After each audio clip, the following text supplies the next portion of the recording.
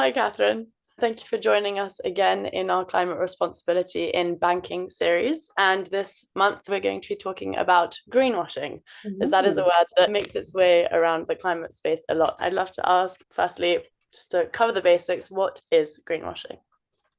Oh, good question. I'm sure there's an official definition of it, but the one that I like using is really easy to remember. It's the intersection of two behaviors: poor environmental performance and positive communication about environmental performance. Okay.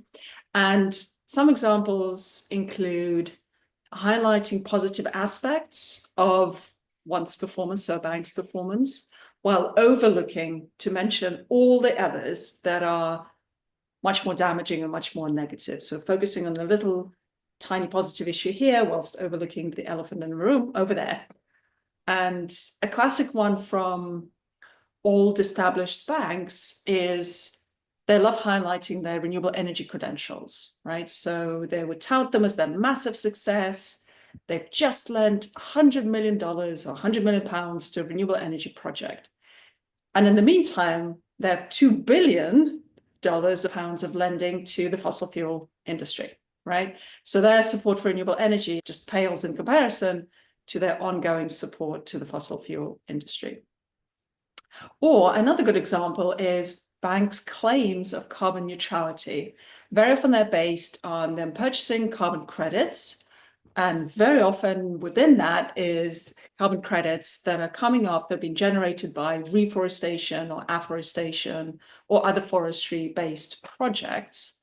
Again, if we imagine a scenario where a bank is funding new fossil fuel infrastructure development over there, and by the way, there's plenty of deforestation that happens as you develop new infrastructure and build new pipelines. And then on the other hand, they're planting a few trees over there. These two projects or these two activities are not comparable in terms of impact.